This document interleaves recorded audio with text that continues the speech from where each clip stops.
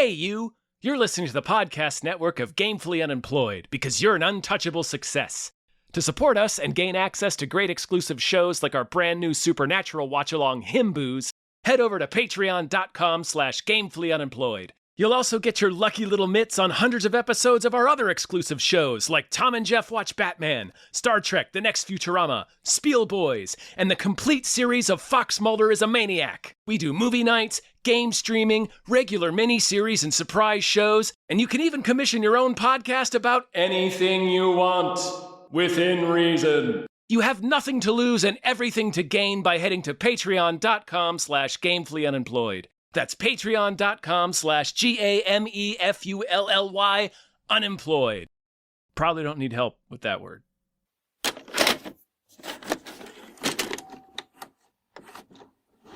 They could have called this movie Trapper Keeper. They should have. Fuck. Osgood is going like, fuck right now. He's like, son of a bitch. Oh no, it was right there. Yeah. Hi, everybody. Hello, everyone. My name is David Bell. My name is Tom Ryman. And we just watched not Trapper, just Keeper. Keeper. Yep. Is that a Quidditch?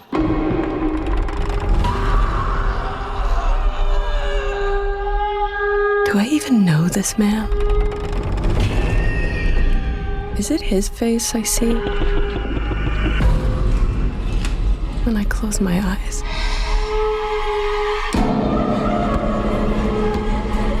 Or only a mask that he's wearing? Always there, looking back at me. I think he's a keeper. Seeker. I thought there's a keeper in Keeper Quidditch. is also. Wait, isn't that what those Middle Earthers call like a goalie? I think so. I think Keeper is a thing and a Seeker is a thing. Yeah, Seeker's those are definitely very a well thing. written. But it's fine. That's yeah, no, it's totally fine. Whatever. Listen, It's whatever. Who cares? this movie is barely like this is evaporated from theaters. You'll Yeah. look forward to it on streaming soon. Osgood Perkins, who was on kind of a runner. Yeah, he's on a roll. Yeah, this was his newest one. I like you, Tom. I presume was quite excited for this just because I liked Longlegs a lot. Yeah, The monkey is very fun. I enjoyed the monkey a lot for sure, and I liked Longlegs a lot. I like Gretel and Hansel. And I like Gretel and Hansel. Yeah, there's a little Black bit of Goat's there's. Daughter. I still need to watch that one, but I noticed a lot of Gretel and Hansel in this one, which is, of course, I noticed it. Like it's like Gretel and Hansel's very much about a haunted house with weird geometry, and so is this. Yeah. But This anyhow. isn't getting great reviews all around. Nobody likes it. Oh, okay. Nobody likes this I movie. liked it. I did too. I liked it fine. All right, so I was reading some of the criticisms, and I'm like, when I came out of this, I was like, I was just like, why don't people like it? What's the big deal? Yeah. And now, like reading the criticism, I'm like, oh yeah, that's a good point. But like, I still enjoyed it. Oh, sure. because- Lay it on me. Yeah. Well, people were pointing out like it's all vibes and none of it really adds up. Like I was thinking like for people who haven't seen this, it's about a woman who's dated a guy for a year and she goes to his cabin and vibes. Like, right? Like it's all creepy. There's like clearly, She's being haunted. yeah, I don't know about you, but I definitely was like, and this didn't ruin it for me. I was like, oh, so he's bad. Like, and he killed all those women because it starts with all these women and then they're all covered in blood and then it goes into it. And It goes through the relationship with all those women. Like you see them meeting them, and then you see kind of the relationship start. Then you see the relationship go bad, and then you see flashes of them covered in blood for each. right. Of the It's women. not hiding it. No, I'd argue it's not even hiding that he's like a vampire old because one of the women in those sequences, I was like, that's not modern. Like she's not wearing modern things. She's not very in first modern one. times. Yeah. So like it kind of But, announces itself. It does. It does. There is a Tatiana Maslany. Hopefully, I got her name. She-Hulk. She's great. She's great. She's playing it for a while in the beginning. I think all the way through the first act, I'll even say. Even after she's eaten the entire cake. Yeah. We'll unpack that in a second.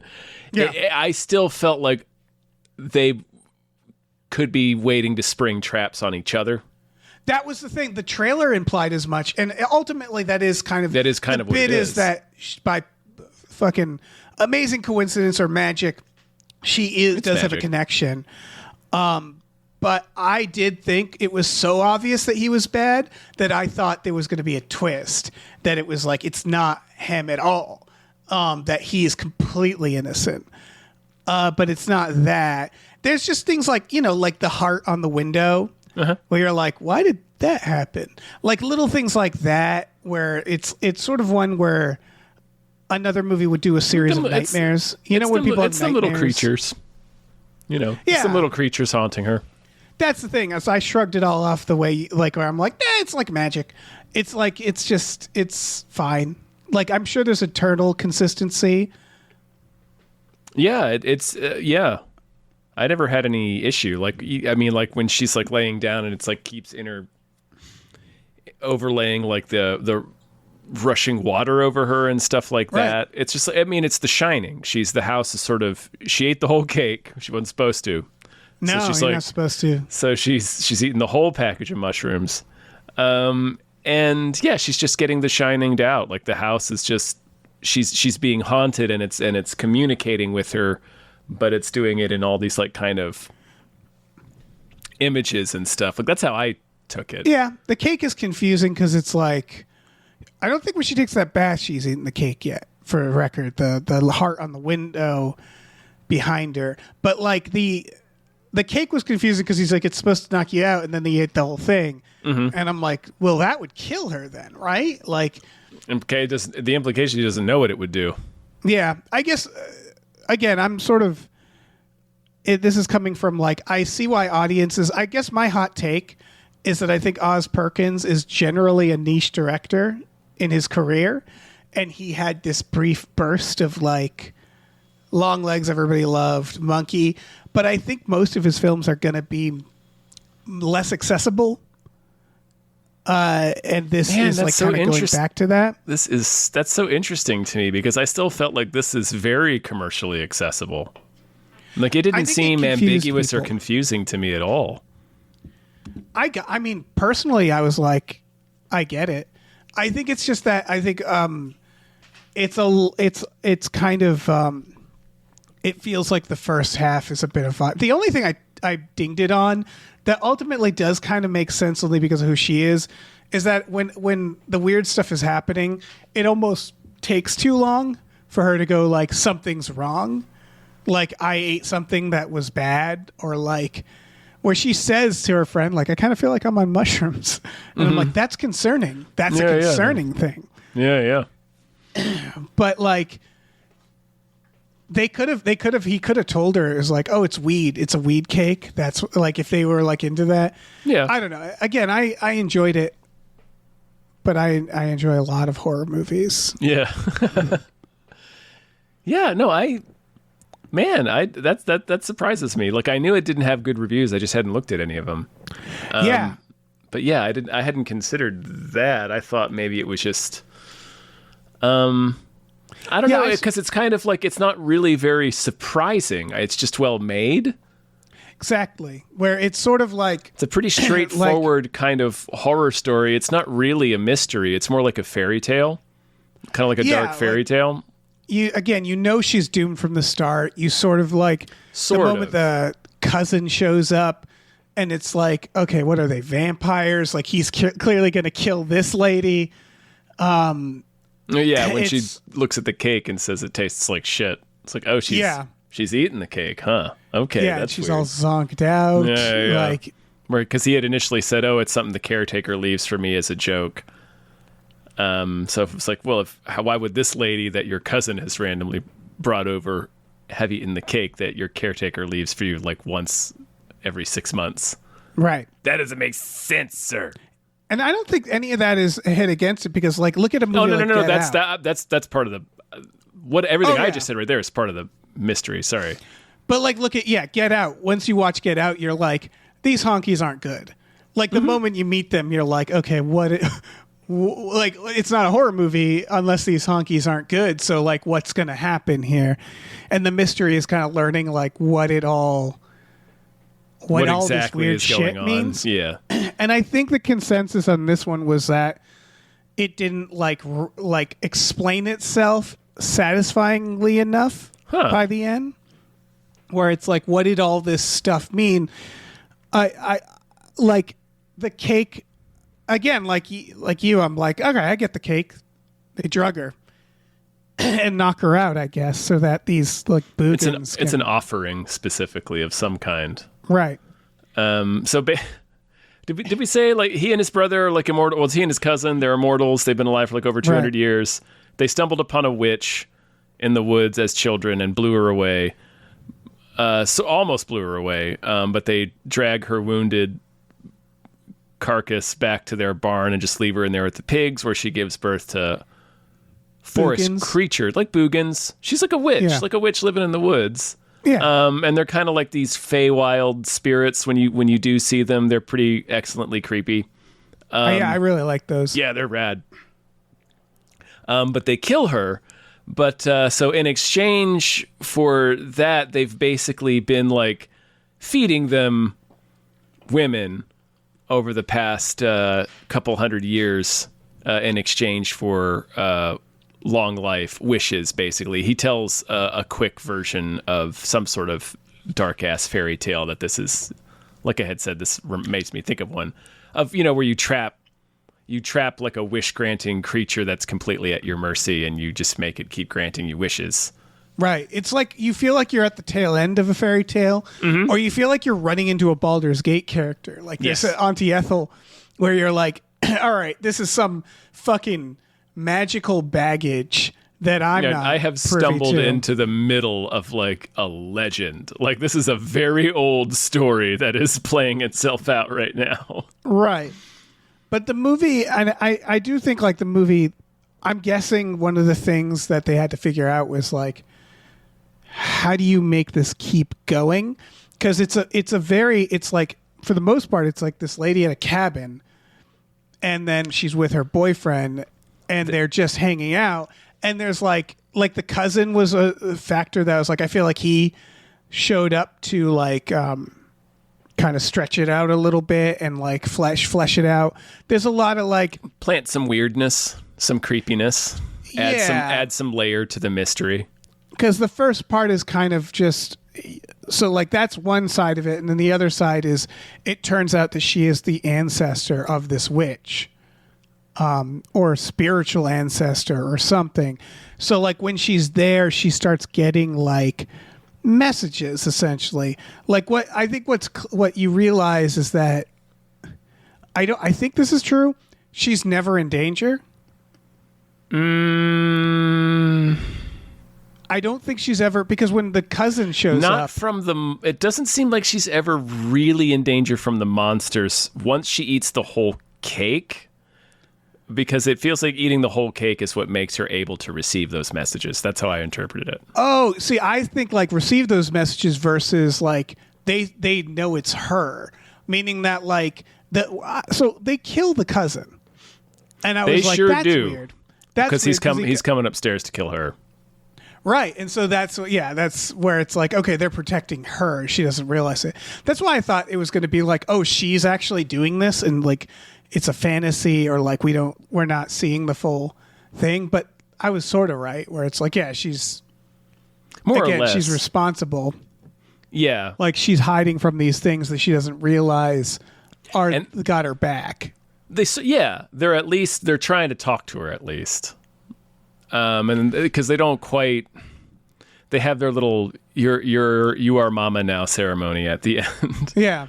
Where they finally get her in for that. But I was bummed. There's a part, this is like a studio note where she says, "What are you?" And they say, "We're your children," and then we're all the other girls. Just cut that line. I knew what they are. Yeah, I didn't. Does that make sense? Yeah. I think that was a producer who was like, just have someone Can you say make this it. be? Yeah. Because that's what he and his brother have misunderstood about the arrangement here. Is it's like, oh, we have them trapped and we're granting them, and they're granting us wishes because they're so stupid. And he's like, we're actually the nice ones. You should see the neighbors up the way. They're really cruel with, implying that they're Right, not the there's- only immortal people in the forest. But like, Yeah. what we see here is it's like they're not eating these women. They're absorbing It's them. like they're like turning them into sisters / mother or whatever. It's like they're misinterpreting the bargain here. It's like the forest creatures are like, no, we'll let you and your clown ass cousin continue to live or whatever as long as you keep, because we're trying to find mom. I Right. guess is sort of how I interpreted that. There's of course the very At the very least, it's clear that each side of this, both the creatures and the bad guy and his cousin have a very different understanding of what the arrangement is. right. Yeah, I Sorry. mean, there's the very clear metaphor of it all of like these guys using women to gain an amount of power while pretending that they're in love with them, actually, kind of as stepping stones. Like you could interpret that obviously as like assault, but also as like kind of power dynamics and like career things and like women in an industry. He's a doctor. Yeah, exactly. She excuses a lot of his bullshit because he's a doctor. Yeah, where it's like kind of using women to get ahead, and that idea is they think these women are going away, but they're not. They're actually didn't go finding away. each other. Yeah, they didn't go anywhere. Yeah, exactly, and That they're actually Seinfeld propping line. each other up. It's Putty. What is it? Putty, but we broke up, and yet he continues to live. Yeah, exactly. Where this whole time they thought, and it's a cool twist where like I almost wish there was the women were actually like just physically there or something. Like if it was this idea, seems like they they were because morphed. that They were was like a them, goo. right? They were like goo morphs, but like Yeah. I could see that part is a little like that part is a little confusing. I could see that. Right. Because I do think it's almost stronger if it's like, oh, these creatures are eating them and they haven't thought anything of it. And then the reveal is like, oh, no, they're not eating them. They're just hanging out. Like they're just getting stronger. They've been great. Like that's a fun twist of like, They've had mom's head the whole time and honey. yeah, exactly. Like, yeah, it's time to get it out. It's time to get the head out. yeah. It's finally time for the head. Head. Head. Take the head out. Yeah. I mean, that's sort of what's happening. Yeah, I think there's ambiguous stuff in the sense that it's like, oh, and then her eyes turn, and I then like the ambiguous stuff. Like I didn't. Me too. Need to have all the dots. So. Yeah, and I know you're normal. You are generally okay with that sort of storytelling as far as horror as well, where it's like, yeah, sometimes we don't need to know everything. I don't need to know how the mechanisms work Yeah, because yeah. I'm just like, I get it. Yeah, I get It's it. like, I okay, it's understand magic. here. She's like the magic queen. Her eyes turn. She has some sort of new powers. She clearly took away his powers. And like, you know, that the like flavors of mentioning the neighbors and like this larger kind of lore. Like, I like that better than, not to bring up this movie, but The Watchers, where it's like, Where they stop. sit us down and Stop. just fucking explain. It's like, oh. Yeah. Since the dawn of time, there was a battle between. It was like, Thousands of years ago, gargoyles and Frankensteins had a war. right. I always think of we like the unknown and like being on the edges of a lore that we don't fully understand is always really fun for me. I think about like it's a weird comparison, but like a video game like God of War or Baldur's Gate, where like there's like you go into this haunted place and you're ripping apart Medusas and shit, and there's always like some nearby village, and you're like, what's it like at that village? Where it's Yeah. like, what's it like to be a mere mortal on the edges of this fucking How do you madness? live there? Yeah, where it's like for the longest time, I'm sure it's just a horror movie where it's like we don't cross that woods, you know, we don't go there, and it's probably really spooky, and they don't really know they don't have the big picture. And I always think of horror movies as being like some of the best ones is like someone touching just grazing the unknown of this larger thing. And that's what this felt like to me. Willow Creek is one that pops to mind immediately. Yeah. Yeah. It's just like, you don't need to over-explain it. You get it. it's just Cthulhu's toe, where you're like, just dealing with that is its own fucking... Yeah. I got it. And that has that vibes where it's like, I didn't know how everything functioned, but I knew what they needed to do, or what they like, how, like the effect of them, like the cake, where I'm like, I'm not quite sure what that cake is. Right. It's it's sort of like, I guess, like the bog of death or sadness or whatever that Frodo falls into, and Gollum has to drag his ass out. We don't need to understand how that works. We know what it's doing. I think a weird cheat for this is forests. Yeah. Like, for whatever reason, if some magic's in the forest, we're like, that makes sense. It's dark magic in the forest, yeah. Yeah, it's the forest. I think you and I everything in the forest. We even discussed this when we were going over the Hobbit fan cut, because remember they get into that fucking Fangorn forest, I think, and it's like, if you cross the river at the wrong point, you're going to be boned by the magic. That's like a very common sort of like fantasy trope, and we don't even understand the mechanisms there, you know. Yeah, Lord of the Rings is a very good example of this, where it's like, like someone just lives in a village their whole life near Fangorn Forest. The Watcher in the Water, like that, the seal on the door, and like that creature. Like, we're just, like you said, like we're brushing up against the edge of like some ancient kind of story that has all of this depth and direction, and it's like, no, we're just hitting this edge of it.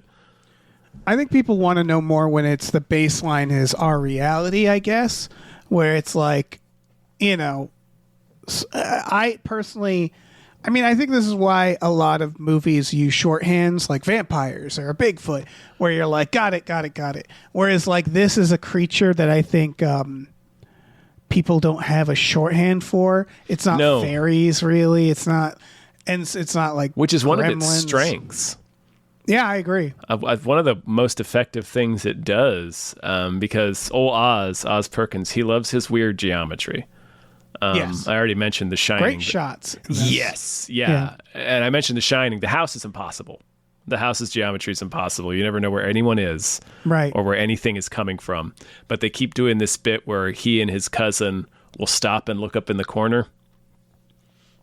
And you're like, what the fuck are they looking at? There's nothing there. But they keep doing it. So you're like, you're getting angry, but also like nervous. You're like, what? There's nothing there. What is it? Right. There's nothing there. Right? Isn't there? Is there something there? It's my cat does this constantly. Yeah. The fuck is it? Is it a bug? There's nothing up there. Are you going to tell me? Is it a ghost? Is it a demon? Are you seeing how I'm going to die? Like, what are you seeing? Please tell me. The thing that blows my mind with cats is it's also crossed my mind is, what if he's just playing? What if he's just fucking with you? Or he's just playing a game. Like, what if he's just like pretending he's a cat hunting zebra, and he's just staring at imaginary zebra, and he's not even aware that I'm watching him. Oh yeah. Sometimes, well, I usually find if I searched a lot, I'll find like literally like a piece of lint blowing against the wall. Oh yeah. And you're like, you can fucking see that? Jesus. Yeah, I was thinking The Far Side, where the dog's like, hey, watch this. I'm just going to stare at the closet door and growl. It freaks them out. Where it's like, yeah, they're just bored. They're just like, I figured out if I stare. That's like, I've done this to people where if you're talking to someone, you stare at their forehead and not their eyes, and it just really throws them off. Oh. It's mean. Or just stare just beyond them. That's just how I talk. That's just how I talk to people.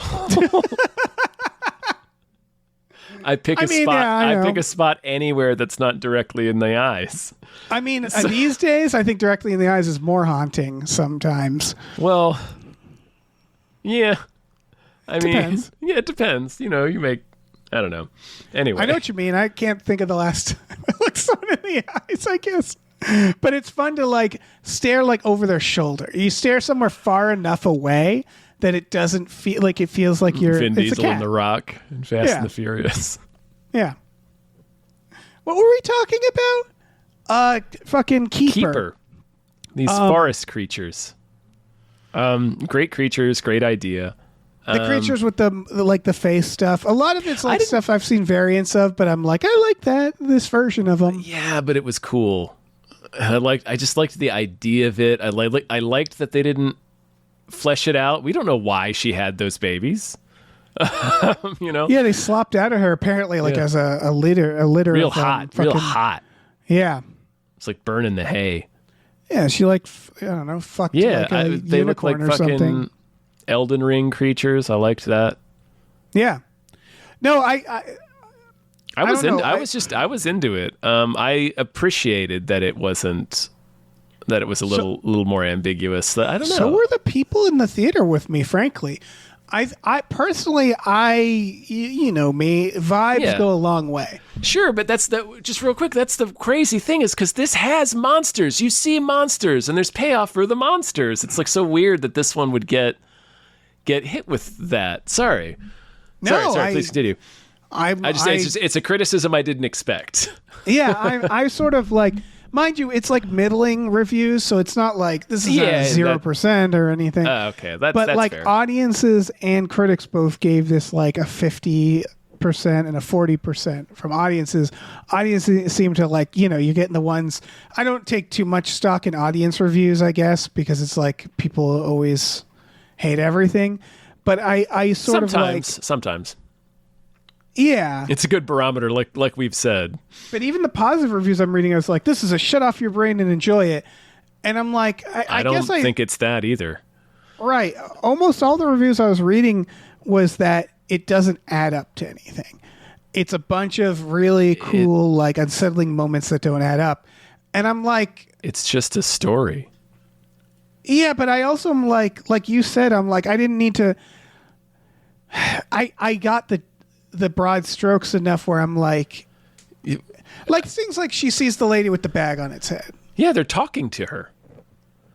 Right, they're talking to her. No, again, I don't want to represent these critics, but I think stuff like that. She's being stirs of echoed. Exactly. I think shit like that kind of people didn't, because it's almost like it's like hats on a hat, right? Where it's like there's a lot going on, but it's where it's cool like, is this a ghost story? And I thought of it as like, there's a bunch of magic at work here that I don't fully understand, but I don't need to, because I'm enjoying how incredibly tense all the scenes are. Yeah, it's very well directed.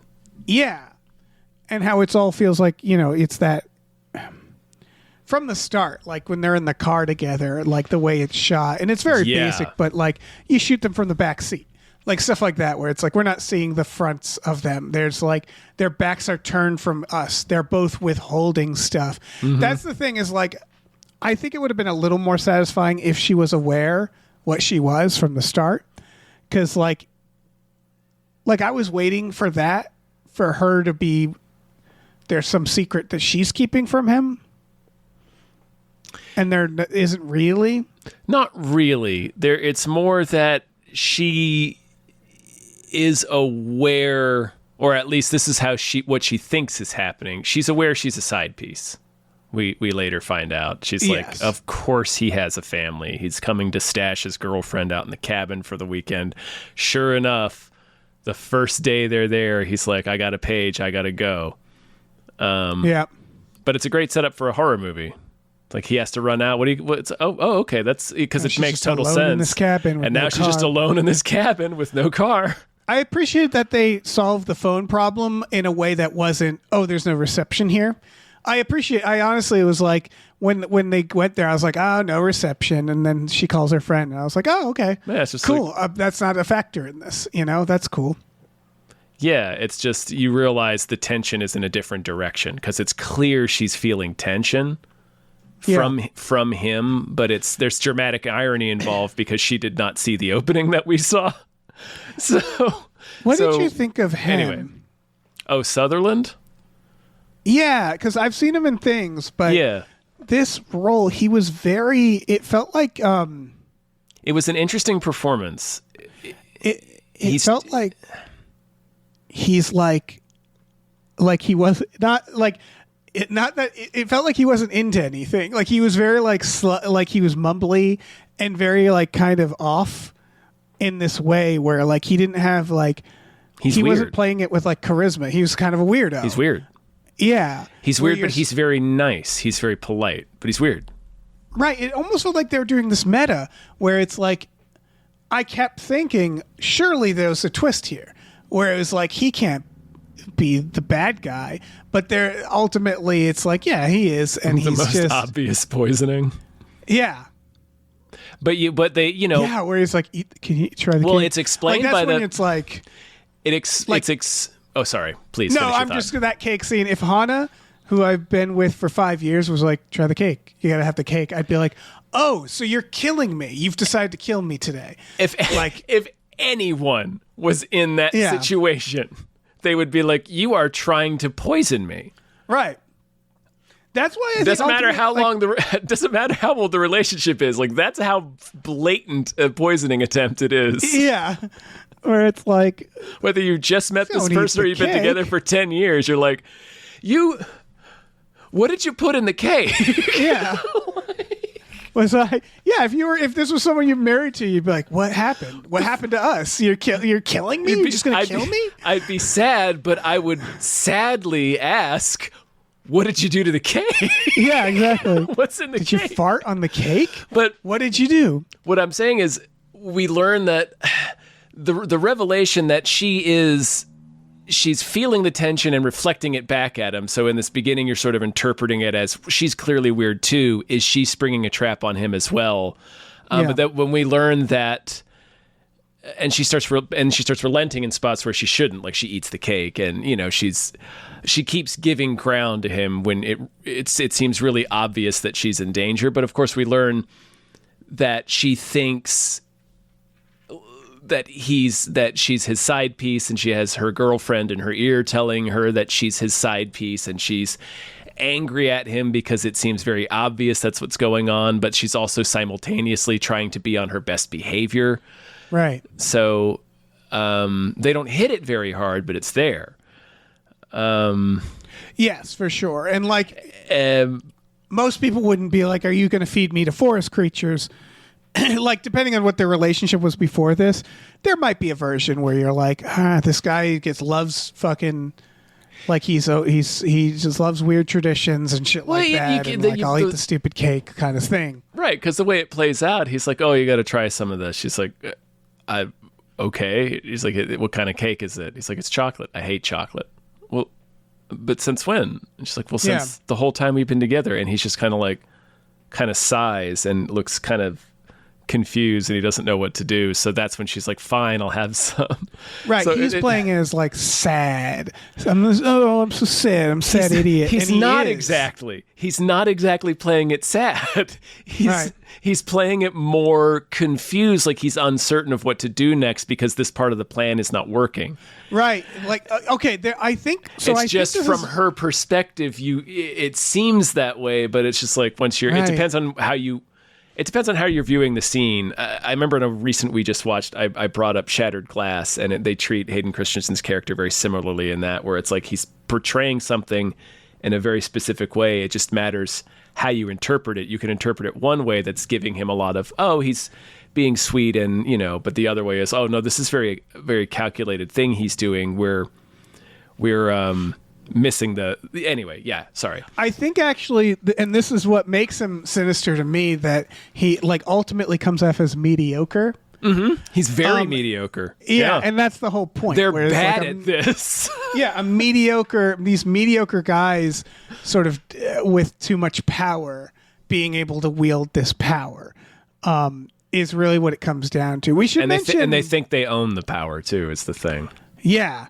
I want to mention, because I don't want to spoil this, but this writer also did one other movie, Dangerous Animals, a movie we both watched. Mm-hmm.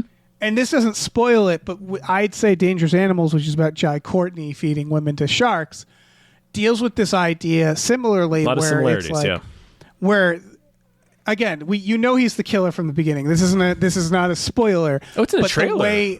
The way he's played is you're like, serial killers aren't calculating. they can be dummies. Where it's like he's scary, but it's more scary because he's an imposing guy. But he's just like kind of an asshole. He's scary because he's gigantic and irrational, but he's also a dirtbag. He's not Hannibal Lecter. No, he's a dirtbag driven by impulse and compulsion, and that is used against him in the movie. I appreciate that. I Me talked too, about yeah. this numerous times with the Jared Leto Joker, where I'm like, the one benefit of that is it is what a guy who would walk around doing crime and calling himself the Joker would act like. He wouldn't be likable. You wouldn't think he was like cool. that, man. You wouldn't Yeah. want a T-shirt of him. He would suck. Yeah, he would suck. He'd be suck an out edgelord. loud. Yeah, he'd have Twisted tattooed on him. Yeah. He would be insufferable. Exactly. So it's like, I do appreciate when a movie doesn't glorify a bad guy, and like horror, I think does it the best, or often, where it's like that patheticness coming from the bad guys. Mm-hmm. Some others that come to mind is like, this has similar. I think it's this came out long enough ago. What Lies Beneath, where that's a very similar. This has a very similar DNA, right? Where it's bit. like kind of this like patheticness and like cowardliness in like the way they're going to carry it out. Like his whole thing in this is like, usually I feed them the cake and then I leave. And that's what he does. That's why he leaves, right? Is he leaves because he assumes he's going to come back to her dead. He's whistling Just when he gone. returns. Oh, no, wait. He has heard or seen it before. That's right. He what? He has referenced hearing it and seeing it. Like, he has the tapes. That's right. Right. But like the idea is he's like, I can't stand to watch. So like when he's like, I have to go to the city, that's him just going like, and when I come back, you'll be gone. Mm-hmm. Like that's his assumption. And so he's like whistling and coming in. And then remember when he sees her, he jumps. Yeah. And you think it's like a casual, the way like I do that with Hana in the house, where you go around the corner and you go, oh, Oh, fuck. yeah. Oh, yeah. But you like what you realize after the fact is he thought she would be dead by now. Yeah, when his cousin comes to the door earlier while he's gone and he's knocking on the door, he's like, come on, what's done is done. Let's not Yeah. mope about it. And when she's like, he's not here, he's like, Yeah, and he's like, you're Fuck? still here? Yeah. you're still here. And he's like suspicious. Yeah. Yeah. And he gets very, man, that's a good scene. He gets very threatening because he's kind of a clown before, but in that scene, he's on the other side of the door and he just starts getting very threatening, demanding to Yeah. be let inside the house. He always seemed a little threatening only because He's always of, like- vaguely threatening, yeah, for sure. 'Cause you definitely know that woman with him is in danger. Oh, she's long dead, I believe. At She- this I think point, she already saw- yes. At this point, yes, she's dead. We saw her get killed and then, yeah. Or, well, not killed, I guess. Consumed, Consumed, absorbed. absorbed, katamari'd. Yeah, say she was rolled Katamari. up. That's a good way of putting it. She gets torsoed and repurposed. Again, there's little things where I get why audiences might be like, because there's stuff that like the trash bag scene, which is scary. That's a cool spooky scene where she's looking Stir at of echoes. his but it's like, well, I guess the ghost projected that in her head to show her she's in danger, but she's not really in danger either. She's definitely in danger from the brothers or the cousins rather. Yeah, I guess so. I always thought like those two, they're cowards, right? So they never really, except for the witch, they never really killed anyone or directly. They've obviously killed people. Yeah, they're not cowardly in that sense. Right. That's the feeling you get when the brother cousin shows up. I think it's the brother. I think they say cousin, but he's Brudson. Yeah. the Bronson. Where it's like you get the feeling of like he might kill her. Oh, he's it gonna. feels like this situation got out of hand. Like it's like she should be dead. What do we do? He's coming upstairs. He's coming upstairs with the cleaver. Oh right, he's got the cleaver. Yeah, I remember she finds his watch in the sink. yeah. Which I guess the Boogan put it there for fun. It's probably when it got him. It probably got him right there at the sink. That's true. No, you see him go up the stairs, and then He's- yeah, and then you see that's- him get dragged. That's right. He stops and looks up in the corner, and then he keeps moving, and it's one of the only times the movie is directly funny. Right. Did you notice the beat? Because he stops and looks over in the corner, and nothing happens, and it cuts back to him, and he looks back forward, and the hatchet comes back up. Like, it's very Looney Tunes, and he starts stalking forward again. It's very Looney Tunes. Yeah, he was funny in the sense that he was such a dirtbag, where he's like talking about his girlfriend, and he's like, who gives a shit about what country she comes from? Yeah. And doesn't think she speaks English, but she absolutely speaks English. Oh, yeah. No, I meant Oz Perkins. Oh, yeah. In terms of being funny. It's like he was, like, the monkey was like a very wacky movie.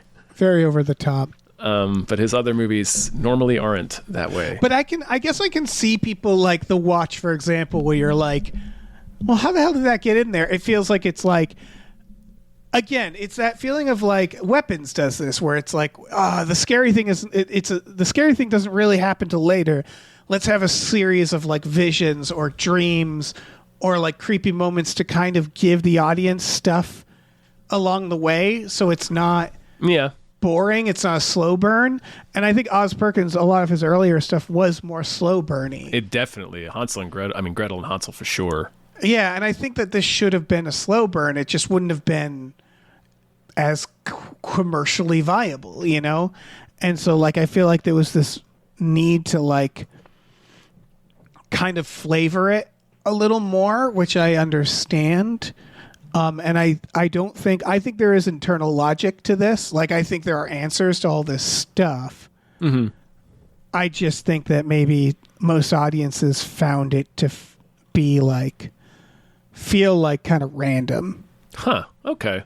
That's my guess. Again. Yeah. Man. I Am the Pretty Thing That Lives in the House. That's a slow ass burn, if I recall. I haven't watched that one either. I really like a good slow burn. So same. Yeah. And yeah, I'm taking that into consideration when I'm more forgiving of a movie that leans more on vibes, and I'm definitely more into slow burns. But I really felt like this one, like, yeah, it's vibey, but it's like it's specifically haunting her. Yeah, I don't know. It's just the criticism surprised me. I'm also, again, we're horror movie junkies, so to me, I'm like, this is great.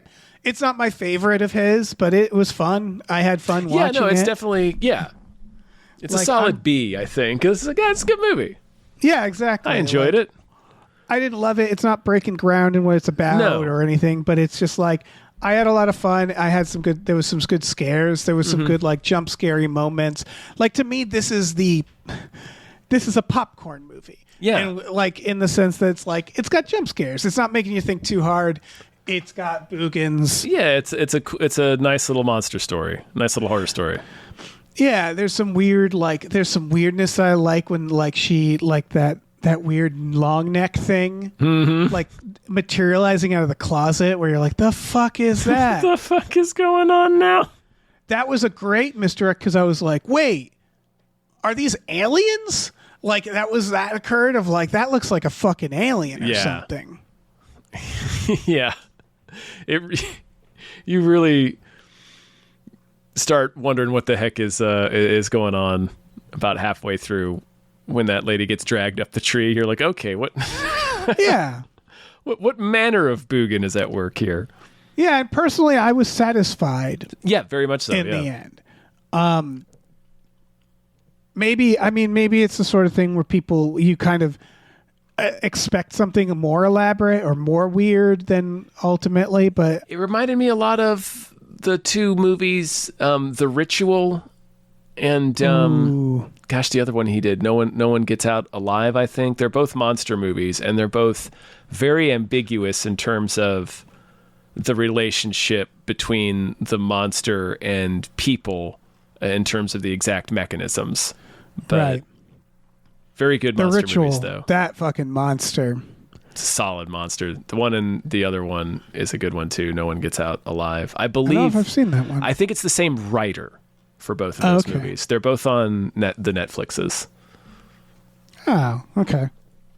Yeah. The director of The Ritual is the person who went on to make the Lake House, right? The Night House. They did Southbound. Did you ever see Southbound? I still need to. Southbound is really good. It's once you realize what it's about, it's very obvious. And that's not a hit against it. It's actually like a really cool idea for an anthology.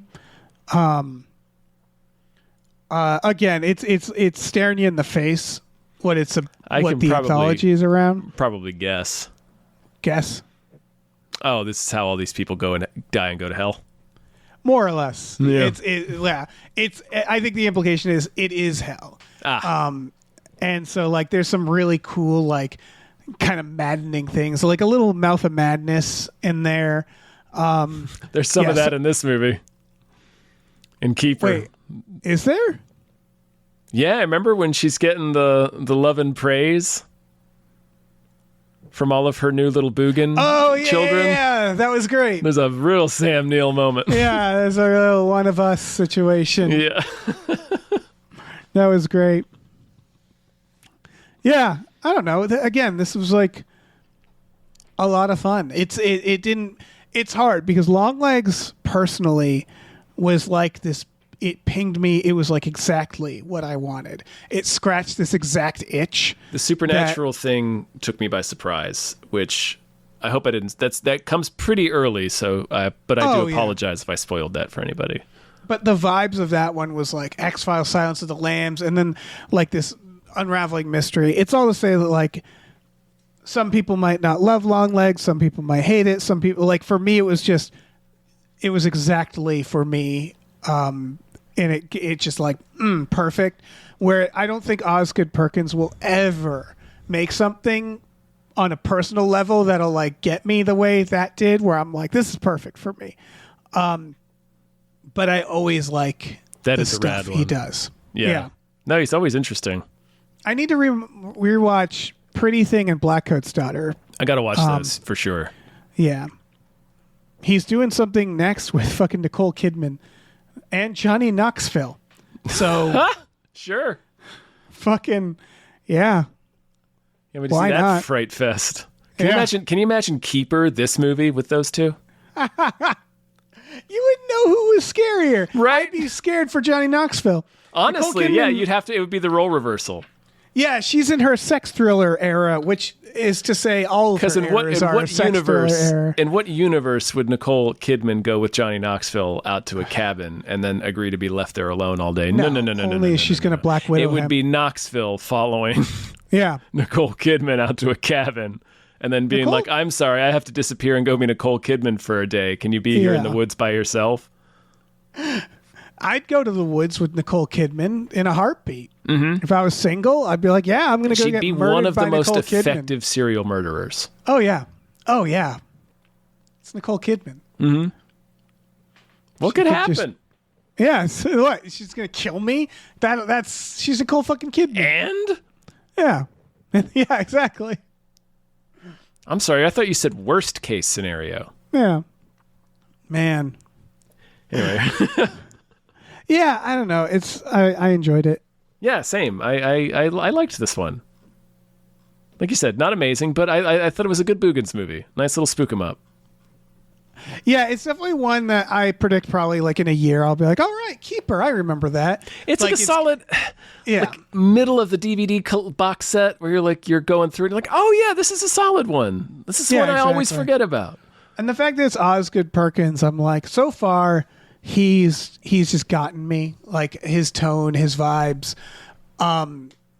has always entertained me. He's like a Mike Flanagan to me, where not as Mike Flanagan. Obviously, the writing is like holy shit. But in terms of like overall tone, where I'm like, when I pop in a Osgood Perkins movie, I always kind of know I'm going to enjoy it to some extent. And so far, so good. Going into this, when I heard it had bad reviews, I was like, "Oh my god, is this going to be the first Osgood Perkins movie I don't like?" I was kind of expecting a little bit of a dud, but it's just a pretty straightforward monster movie, just pretty well made, very well made. Yeah, I think just like that's kind of it. Where it's like, that's why again I assume like Longlegs kind of like. This is basically his follow-up to Longlegs. I know the monkey existed, but the monkey was not...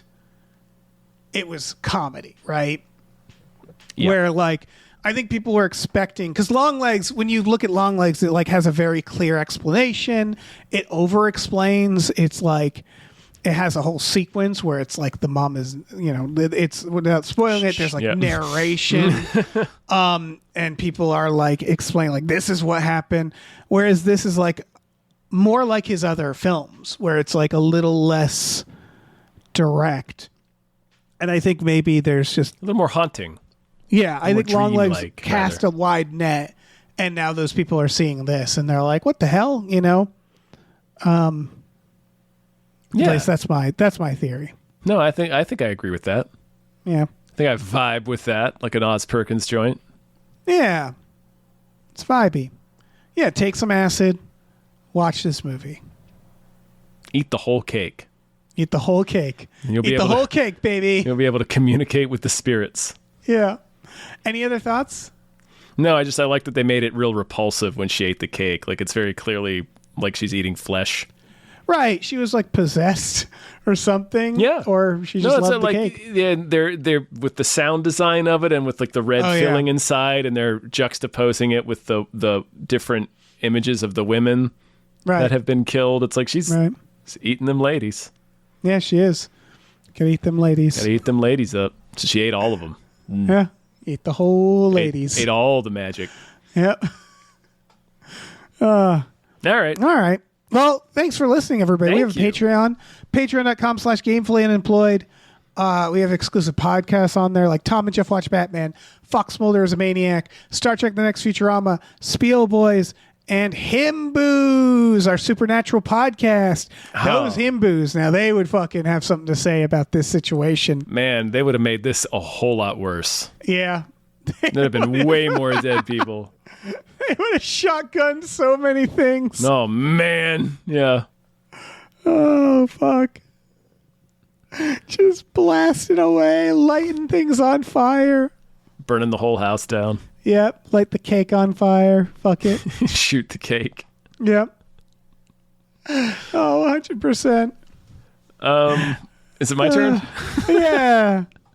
We also have a store. Head over to gamefullyunemployed.com where you can find a link to our Teespring store. We have all kinds of cool original artwork and designs by cool original artists like Michael Vincent Bramley, Starlene Hodge, Justin Brown, and others. So please check that out. Please rate and review our podcasts wherever you're listening. And check out our new show, Badical, Badical, wherever you're listening. Do it. Eat that cake. And I was about to say, like, who amongst us watching that scene? I was like, yeah, that's what you do. There's leftover cake. You get up in the middle of the night you fist and you that cram cake, yourself into it. Yeah. Mm-hmm. Yeah, you really assassinate that cake. Oh, yeah. No time for civility. You pounce on that cake like a velociraptor. All right. You have to hide it like a fucking crime afterwards. Oh, yeah. Yeah. You eat the box. Hey, listen, our music is produced by Chris Corlew. You can find him on twitter.com as the Corlew or go to shipwreckedsailor.bandcamp.com. Our channel artwork is produced by Michael Vincent Bramley. For more of his work, go to mvbramley.art. Our episode artwork is by Justin Brown, available on Twitter as Justin T. Brown or at Artness by JustinBrown.com. And finally, additional artwork is by Starlene Hodge. You can find her work at StarleneArts.com or on Twitter as StarleneX. Cool. Goodbye.